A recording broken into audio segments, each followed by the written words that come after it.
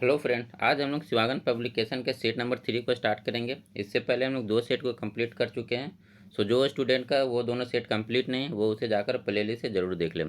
तो आज के वीडियो को हम लोग शुरू करते हैं। आज का जो हमारा पहला क्वेश्चन है, तमाड़ विद्रोह कब हुआ था? 1779 में, 1780 में, 1781 में या 1782 में? तो तमाड़ विद्रोह का जो डेट है वो 1782 में, यानी जो यहाँ पर करेक्ट आंसर हो जाएगा ऑप्शन डी हो जाएगा। अब तमाड़ विद्रोह के बारे में कुछ मुख्य पॉइंट को नोट डाउन कर लीजिए आप। जैसे तमाड़ विद्रोह है, ये कब से कब तक चला था? ठीक है, ये इसकी जो शुरुआत होती है 1782 में स्टार्ट होता है और ये 1821 ईस्वी तक चलता है। ठीक है, 1821 तक चलता है। ये जो है अंग्रेजों के विरुद्ध सबसे लंबा और सबसे खूनी विद्रोह था। सबसे लंबा और सबसे खूनी विद्रोह अंग्रेज के विरुद्ध कौन था? तो तमाड़ विद्रोह था। तमाड़ विद्रोह जो है टोटल कितने चरणों में संपन्न होता है? तो तमाड़ विद्रोह जो है टोटल 6 चरणों में संपन्न होता है। अब तमाड़ विद्रोह का कारण पूछा जाए कि तमाड़ विद्रोह होने का कारण क्या था, तो यहाँ पर जो तमाड़ के क्षेत्र में मुंडा आदिवासी रहते थे, तमाड़ के क्षेत्र में जो मुंडा आदिवासी रहते थे, उन पर जो है अंग्रेज और जो वहाँ के नागवंशी शासक थे शोषण करना स्टार्ट कर दिए। ठीक है, कौन कौन? तो अंग्रेज और जो नागवंशी शासक थे उसके द्वारा जो मुंडाओं पर शोषण स्टार्ट हुआ, तो उसी के कारण ये जो है तमाड़ विद्रोह स्टार्ट होता है। अब ये जो 6 चरण है कब कब होता है इसे भी अब नोट डाउन कर लीजिए। जैसे इसका जो सबसे पहला चरण होता है ये 1782 से लेकर 83 के बीच में चलता है। ठीक है, तमाड़ विद्रोह का जो पहला चरण है कब से कब? 1782 से लेकर 1783 के बीच में। इसके जो नेता थे ठाकुर भोलानाथ शाह। ठाकुर भोलानाथ शाह इस पहले चरण के मुख्य नेता थे या नेतृत्व करते थे। और इसको जो दबाने वाले अंग्रेज अधिकारी थे ये जेम्स क्रॉफर्ड। ठीक है, इस पॉइंट बस इतना ही पॉइंट नोट डाउन करते जाइए, इससे बाहर एग्जाम में नहीं पूछेगा। ठीक है, इसके जो दबाने वाले जो अंग्रेज अधिकारी थे जेम्स क्रॉफर्ड। ठीक है, जेम्स क्रॉफर्ड। ठीक है, पहला चरण कब हुआ था? 1782 से लेकर 1783 ईस्वी के बीच में। और इसके जो नेता कौन थे? ठाकुर भोलानाथ सिंह। और इस जो आंदोलन का दमन करता कौन थे? तो जेम्स क्रॉफर्ड। उसके बाद बात किया जाए दूसरा दूसरा जो चरण कब स्टार्ट होता है? ये 1789 में स्टार्ट होता है। ठीक है, 1789 ईस्वी में स्टार्ट होता है। इसके जो प्रमुख नेतृत्वकर्ता कौन थे? ये विष्णु मानकी और मौजी मानकी। ठीक है, ये दो इसके प्रमुख नेतृत्वकर्ता थे, विष्णु मानकी और मौजी मानकी। ठीक है, और इस सेकेंड वाले जो विद्रोह को दमन करता कौन थे? तो लेफ्टिनेंट कूपर। ठीक है, सेकेंड वाले जो आंदोलन स्टार्ट हुआ उसको दमन करता कौन थे या उसको शांत करने में कौन सा अंग्रेज अधिकारी है? तो लेफ्टिनेंट कूपर। ठीक है, तो सेकेंड का डेट क्या है? तो 1789 में किसके द्वारा किया गया? विष्णु मानकी और मौजी मानकी के द्वारा। और इस आंदोलन का जो दमन करता कौन थे? तो लेफ्टिनेंट कूपर थे। अब ये जो तीसरा चरण स्टार्ट होता है ये 1794 ईस्वी से लेकर 1798 ईस्वी तक चलता है। ठीक है, 1794 से लेकर 1798 ईस्वी तक। यहाँ पर फिर से एक बार जो है ठाकुर भोलानाथ सिंह आते हैं। ठीक है, इस जो तीसरा चरण था यहाँ पर फिर से ठाकुर भोलानाथ शाह का नेतृत्व आता है।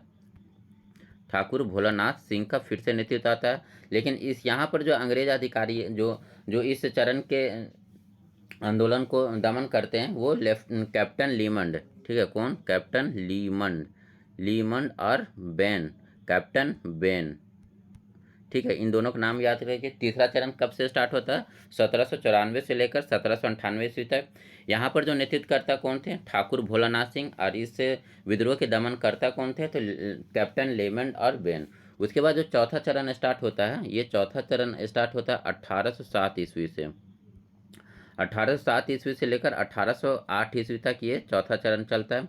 यहाँ पर जो मुख्य नेतृत्वकर्ता आते हैं ये दुखन मानकी। ठीक है, कौन आते हैं? दुखन मानकी। और यहाँ पर जो इस दुखन मानकी और यहाँ पर जो इस आंदोलन के दमन करता थे ये कैप्टन रफ सीज। ठीक है, तो इस पॉइंट को भी नोट डाउन कर लीजिए। यहाँ पर चौथा चरण कब से कब? 1807 से लेकर 1808 ईस्वी तक। तो चौथे चरण के जो नेता कौन थे? वो दुखन मानकी थे। और इस आंदोलन के दमनकर्ता कौन थे? तो कैप्टन रफसीज। उसके बाद जो पांचवा चरण होता है वो 1810 से लेकर 1812 ईस्वी तक। पांचवा चरण कब? 1810 से लेकर 1812 ईस्वी तक। यहाँ पर जो आते हैं नेतृत्वकर्ता कौन थे? तो ये नवागढ़ के जो एक जागीरदार थे बख्तर शाह। ठीक है, नवागढ़ के जागीरदार बख्तर शाह। नवागढ़ के जागीरदार थे ये बख्तर शाह।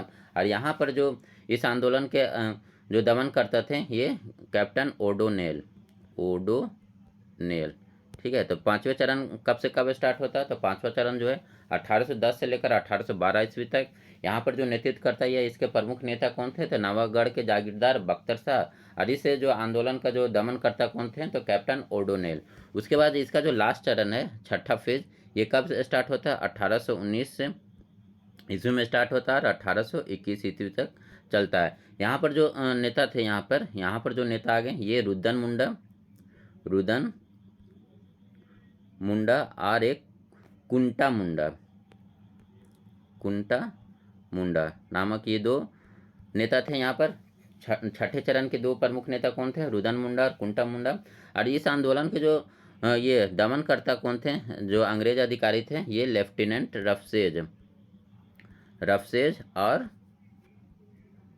कोलविन। ठीक है, रफसेज और कोलविन। छठे चरण को जो दमन करता कौन थे? रफसेज और कोलविन। तो इस तरह ये 6 चरणों में कंप्लीट होता है। तो इन पॉइंट को आप नोट डाउन कर लीजिए, इससे ज़्यादा नहीं पूछेगा। चलिए देखते हैं नेक्स्ट क्वेश्चन को।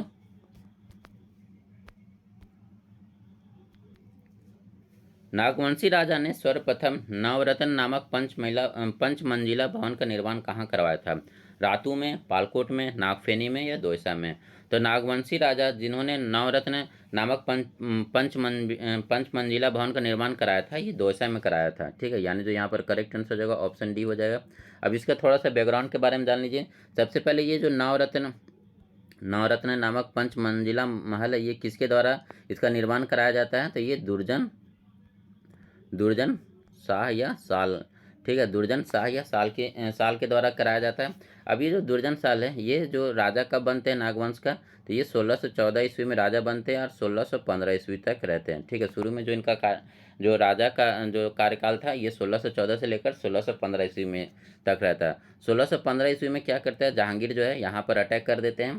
ठीक है, जहांगीर के द्वारा अटैक किया जाता है। उसके बाद जब ये दुर्जन साल कर देने से मना कर देते हैं तो जहांगीर इसे गिरफ्तार करके ग्वालियर जेल में डाल देते हैं। इस जेल में जो दुर्जन साल है 12 वर्षों तक रहता है।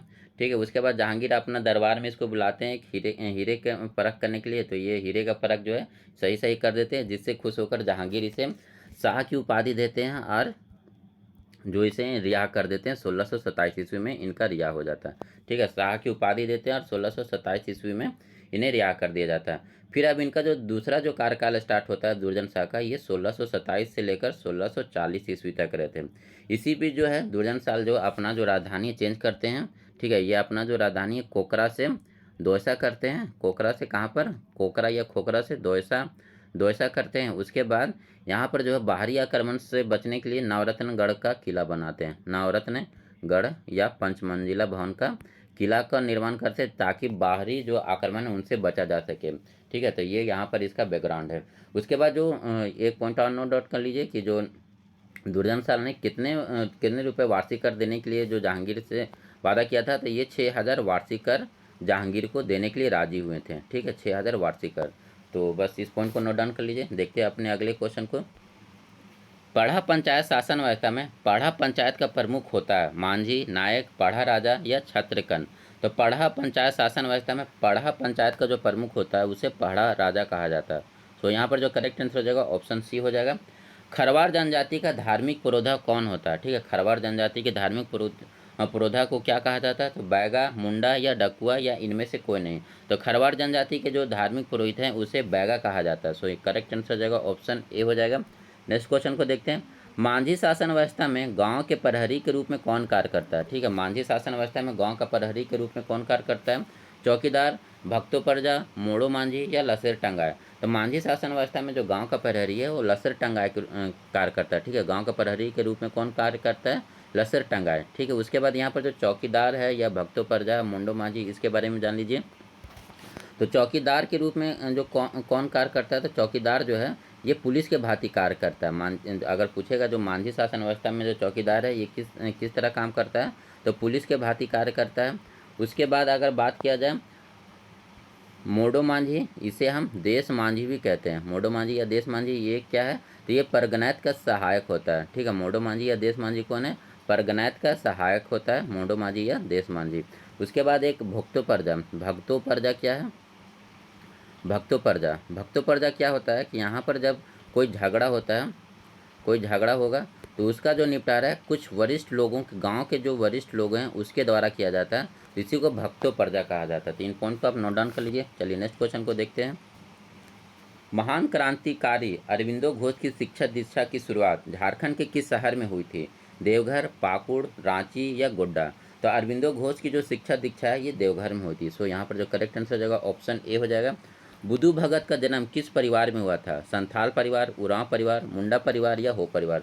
तो बुद्धू भगत को जन्म है ये उरांव परिवार में हुआ था, यानी जो करेक्ट आंसर हो जाएगा ऑप्शन बी हो जाएगा। कार्तिक उरांव के नेतृत्व में अखिल भारतीय आदिवासी विकास परिषद की स्थापना किस वर्ष हुई थी? 1964 में, 1968 में, 1972 में या 1977 में? तो कार्तिक उरांव के नेतृत्व में जो है अखिल भारतीय आदिवासी विकास परिषद की जो स्थापना होती है वो 1968 में होती है, यानी जो यहाँ पर करेक्ट आंसर हो जाएगा ऑप्शन बी हो जाएगा। शिबू सोरेन के द्वारा सोनेत संथाल समाज, संथाल समाज का गठन किस वर्ष किया गया? 1962 में, 1965 में, 1969 में या 1970 में? तो शिबू सोरेन के द्वारा सोनेत संथाल समाज का जो गठन होता है वो 1970 में होता है। नेक्स्ट क्वेश्चन को देखते हैं। जनसंख्या की दृष्टि से झारखंड की निम्न में से प्रमुख जनजातियों का आरोही क्रम में व्यवस्थित कीजिए तथा सही वैकल्प का चयन कीजिए। हो, उरांव, संथाल या मुंडा? तो जनसंख्या की दृष्टि से सबसे ज़्यादा जो जनसंख्या किसका? संथाल का। संथाल के बाद ये किसका जनसंख्या आता है? तो संथाल के बाद उरांव का, उरांव के बाद मुंडा का और उसके बाद हो का, यानी जो यहाँ पर करेक्ट आंसर बनेगा सबसे ज़्यादा संथाल, संथाल के बाद उरांव 3, 2, उसके बाद 4 मुंडा और हो। ठीक है, ये यानी जो यहाँ पर करेक्ट आंसर जाएगा ऑप्शन डी हो जाएगा। अब देखिए यहाँ पर जो संथाल जनजाति का टोटल जनसंख्या कहाँ पर झारखंड में कितना परसेंट है? तो संथाल का जो टोटल जनसंख्या है झारखंड में 34% है।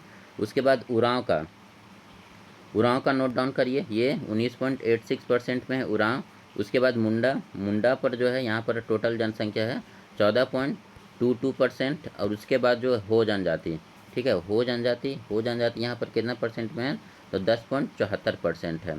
ठीक है, 10.74%। अगर बात किया जाए कुल जनजातियों की कुल जनसंख्या कितनी है? जनजातियों की कुल जनसंख्या यहाँ पूरे झारखंड में कितना है? तो जनजातियों की कुल जनसंख्या जो झारखंड में है ये 86,45,042 है। ठीक है, जनजातियों की कुल जनसंख्या झारखंड में कितना है? 46,45,042। जो पूरे राज्य की कुल जनसंख्या का कितना परसेंट है? पूरे राज्य का जो कुल जनसंख्या है उसका 26.2% है। ठीक है, ये क्वेश्चन पूछता है कि जनजातियों की कुल जनसंख्या कितना है? तो 86,45,042 है। जो पूरे राज्य का जनसंख्या का कितना परसेंट है? 26.2% है। उसके बाद किया जाए कि इसमें जो कुल जनजातियों में आदिम जनजाति की संख्या कितना है? ठीक है, आदिम जनजाति की संख्या कितना है? तो आदिम जनजाति की जो संख्या है 2,92,359 है। ठीक है, आदिम जनजाति की संख्या कितना है? 2,92,359, जो पूरे जनजातियों का 3.38% है। पूरे जनजाति जनसंख्या का कितना परसेंट है? ये 3.38% है। आप लोग चलिए कमेंट करके बताएं कि झारखंड का कुल जनसंख्या कितना है। इसका आंसर आप लोग कमेंट करके ज़रूर बताएं। झारखंड की कुल जनसंख्या कितना है? कमेंट करके इसका आंसर बताएं। चलिए नेक्स्ट क्वेश्चन को देखते हैं। किसने खारवार आंदोलन का नेतृत्व प्रदान किया था? तेलगा कहाड़िया, भागीरथ मांझी, तिलका मांझी या बिरसा मुंडा? तो खारवार आंदोलन का जो नेतृत्व प्रदान किए थे या खारवार आंदोलन के प्रमुख नेता थे वो थे भागीरथ मांझी। ठीक है, भागीरथ मांझी के द्वारा खारवार आंदोलन चलता है। ये कब स्टार्ट होता है? ये 1874 ईस्वी में स्टार्ट होता है। ठीक है, और ये जो खारवार आंदोलन है एक जनजाति सुधार आंदोलन था। ठीक है, जनजाति सुधार आंदोलन था। इस पॉइंट को नोट डाउन कर लीजिए। चलिए नेक्स्ट क्वेश्चन। तिलका मांझी ने अपने आंदोलन के दौरान साथियों को संदेश भेजने के लिए किस प्रतीक का प्रयोग किया था? तीर कमान का, साल के पत्ते का, कमल के फूल का या उपयुक्त में से कोई नहीं? तो तिलका मांझी ने अपने आंदोलन के दौरान साथियों को संदेश भेजने के लिए जो है साल के पत्ते का यूज किया था, यानी जो यहाँ पर करेक्ट आंसर हो जाएगा ऑप्शन बी हो जाएगा। अब तिलका मांझी या तिलका आंदोलन के बारे में कुछ और पॉइंट को नोट डाउन कर लीजिए। जैसे तिलका आंदोलन कब से कब चलता है? ये 1783 से लेकर 1785 ईस्वी तक के बीच में चलता है। इसके नेता तो ये तिलका मांझी थे। तिलका मांझी का अन्य नाम क्या था? ये इनका जो अन्य नाम था जबरा पहाड़िया। ठीक है, ये दूसरा नाम, ये पॉइंट को नोट डाउन कर लीजिए। इनका जो अन्य नाम था जबरा पहाड़िया।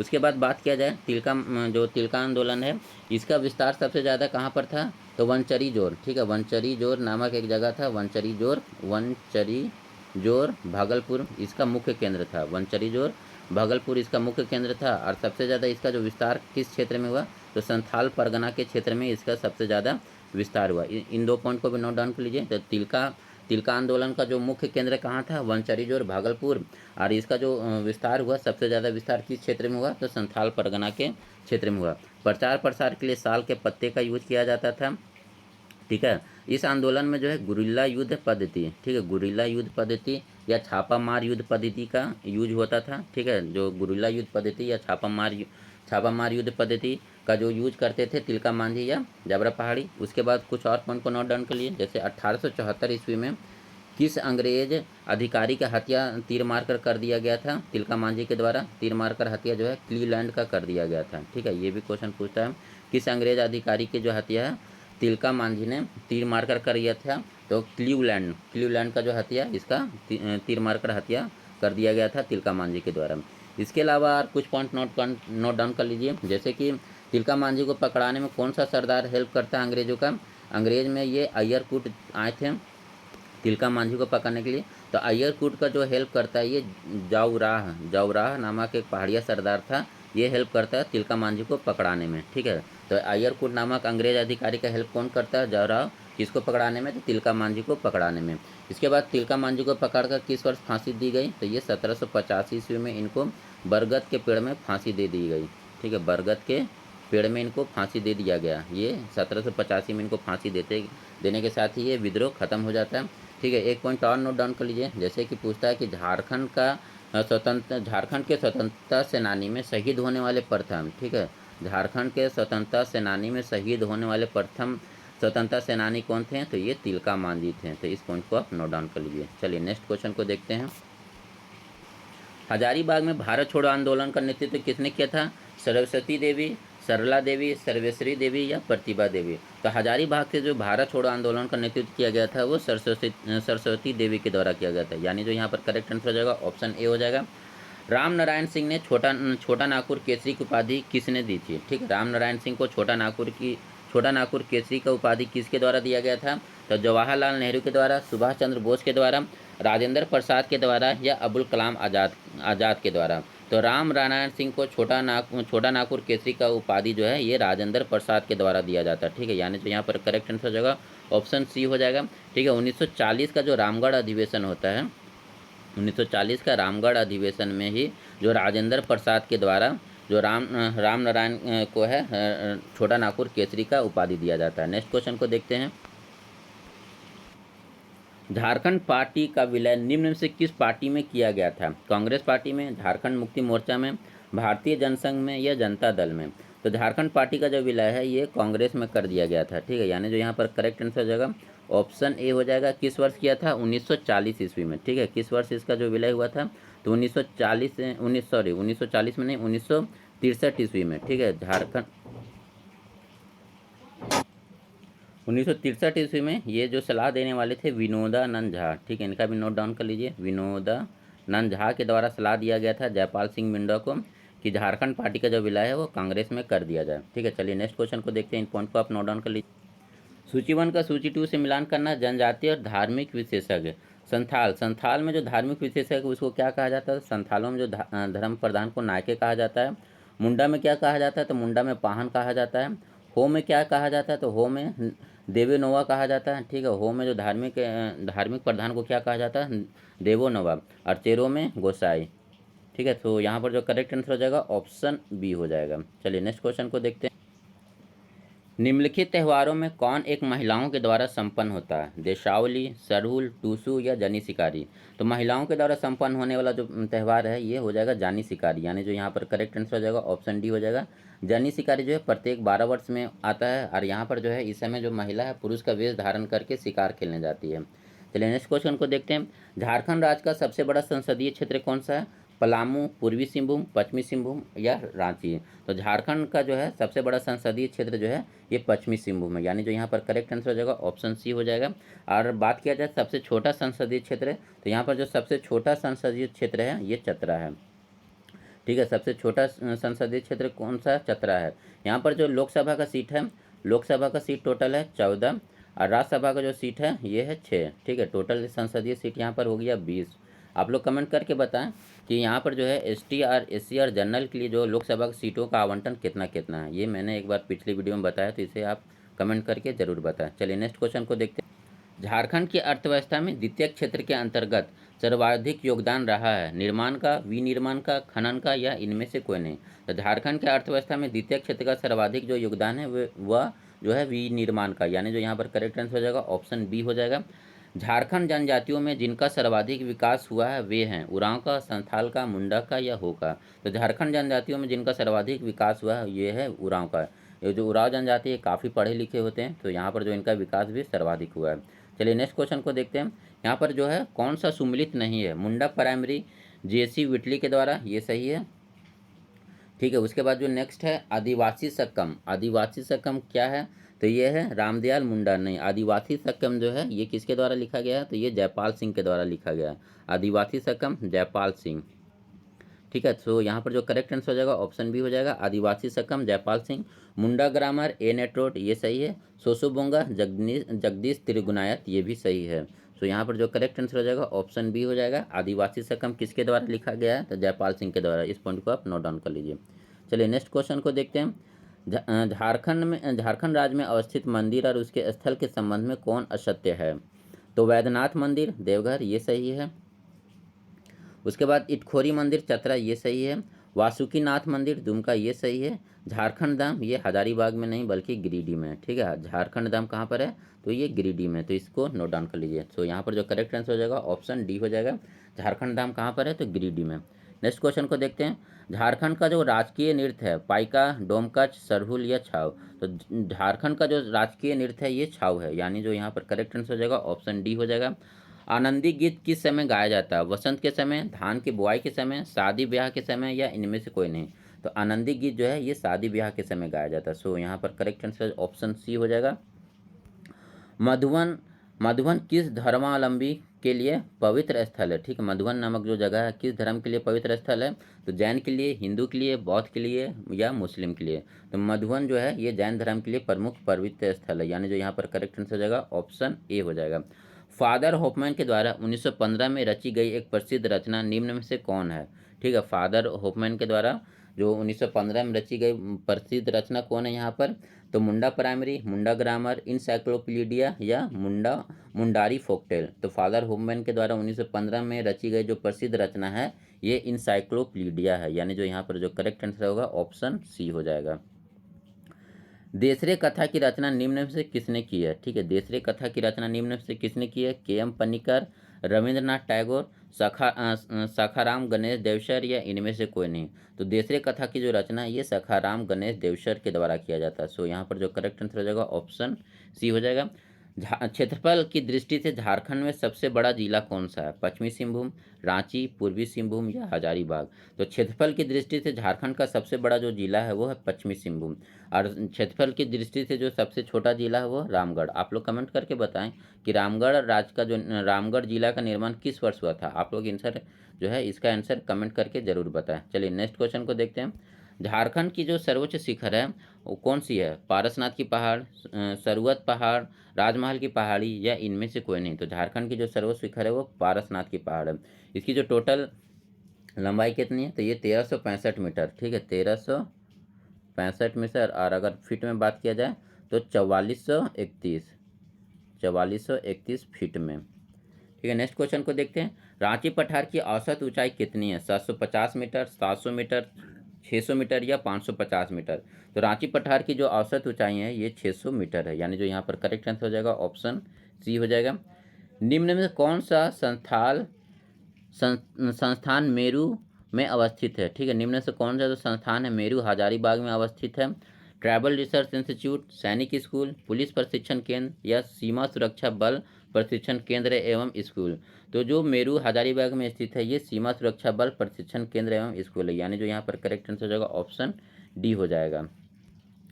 National university of study and research in law, ठीक है, national university of study and research in law की स्थापना किस वर्ष की गई थी?